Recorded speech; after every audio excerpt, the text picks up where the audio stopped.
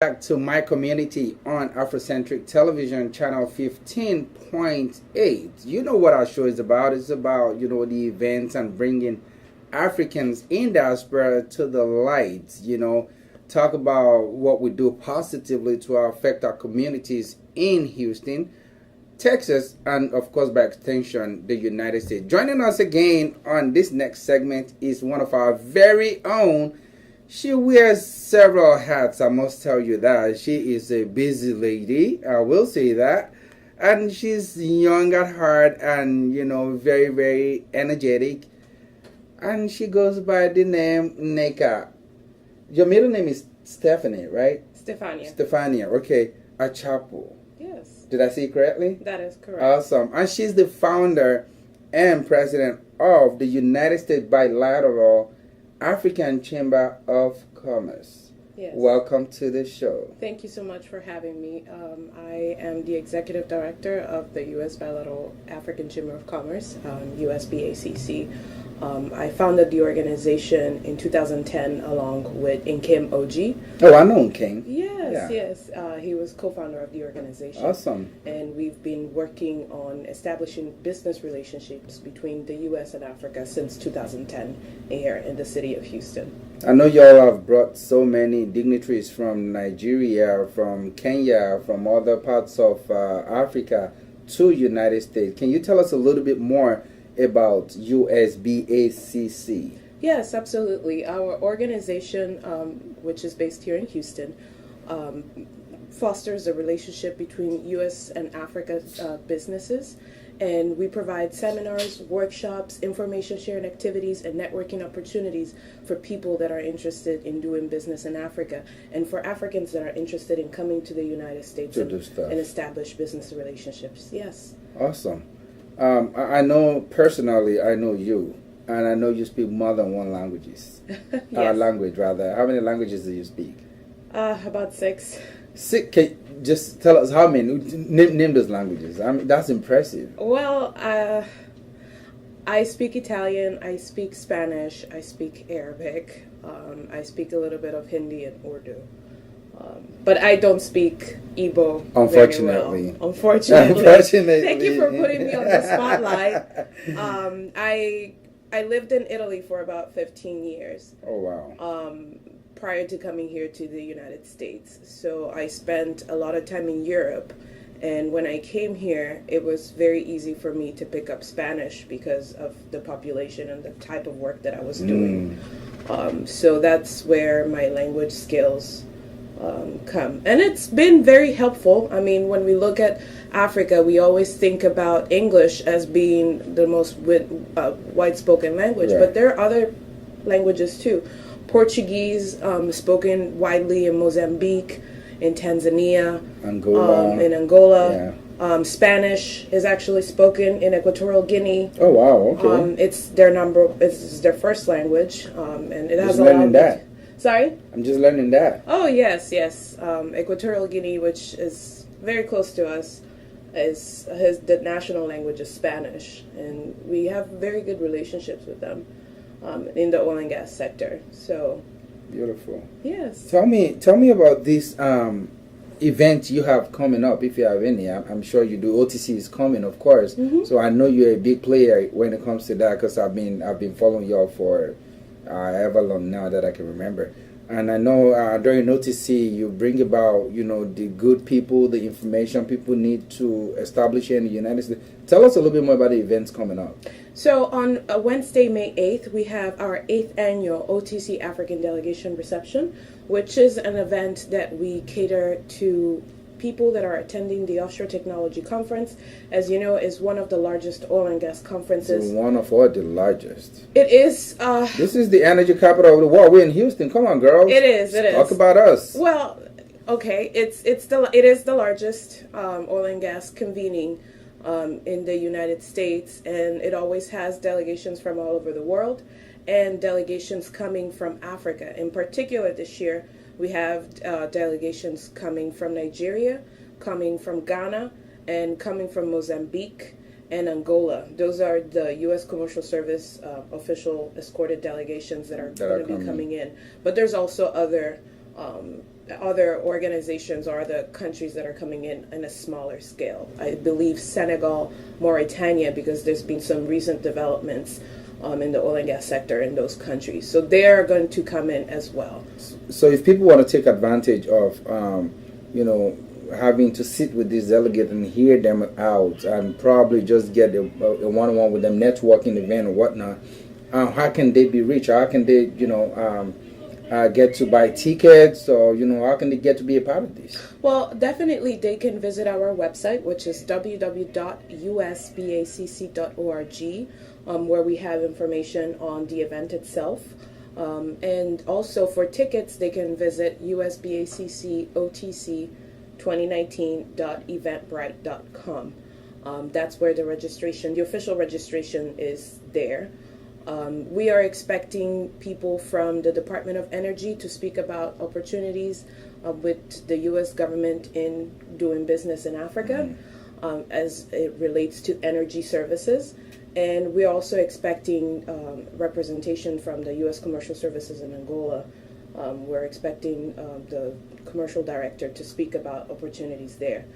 There's also going to be some Nigerian companies and several other oil and gas themed discussions that are going to occur during that event. And also, we're going to partner up with one of the immigration law firms here in Houston to talk about investment opportunities for those in the oil and gas sector that are interested in investing here in the United States in order to expand their immigration portfolio. So those are all things that at the U.S. Bilateral African Chamber of Commerce we do. And we look forward to having people asking for information and joining us on Wednesday, May 8th. So if people, so it's going to be on Wednesday, May 8th. Yes. Right. So if people, after hearing this on our channel, they feel like, okay, I want to be a part of the chamber, not just attending that event. Yes. What can they do to be a part of the chamber? Or is it limited to a certain demography or certain people? Status of people that can be a part of the chamber, or is it open to business people, students, and others? Absolutely. It is open to everyone who has an interest in doing business in Africa or with Africa. We have memberships available, and they're on different tiers. For students, we have opportunities for internships. So there's a wide things that people can do to get involved. And to request more information, you can email us at info@usbacc.org. info@usbacc.org. Yes. O-R-G. Yes. Beautiful. So I just want to touch a little bit on this, because I know you do a lot of stuff. This may be within the scope of USBACC or not. However, I would like because I know you have information regarding some of these people in recent times. I know it has to do with immigration, if I may say. And the time passed, I think it's about 2 weeks ago, there were some that were apprehended in the Dallas area of Texas. They were working illegally in a firm, I believe, with other people from other countries that are, supposedly not having the right documents to work in the United States. Are there ways, one of the organizations you work with can help these people that are apprehended to get a bail or get out of that situation? Just please, if there's any information whatsoever that you may have. Okay, well, along with working at the U.S. Bilateral African Chamber of Commerce, I am also the political strategist for the ACLU, the American Civil Liberties Union, which is an organization committed to protecting the constitutional rights of all people here in the United States. Or isn't that the organization that brought about 1,000 lawyers, that raised about 1,000 lawyers? During the Muslim ban? Yeah, during the Muslim ban. I was in chat that day that I saw it on the news. I was just like, yo, go people. Yes, yeah, awesome. Yes, it's a great organization, and we do a lot of work. About 3 weeks ago, in North Allen, close to Dallas, there was an immigrant raid where 280 people were apprehended. Out of those 280 people, 50 were of Nigerian descent. Now, these people were working as you said, without legal documentation, and were taken into ICE custody and processed. ICE being Immigration and Custom Enforcement. Yes, that is correct. And because as a result of that, there's been some efforts by various organizations to assist these people in obtaining bond money. There is one organization in particular called Raices that is having this money available if anybody has been implicated in this incident, unfortunately. And we also provide information on knowing your rights when you're stopped by police enforcement.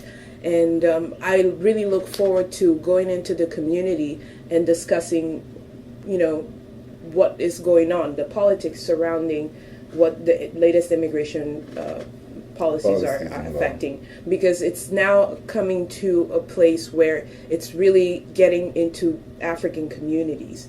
So I think it's very important to know what are the right things to do when stopped by a police officer in order not to... And that we need as Africans. Absolutely. And I am willing and excited to talk about it and see how we can, because in our communities, when things like this happen, we don't talk about it.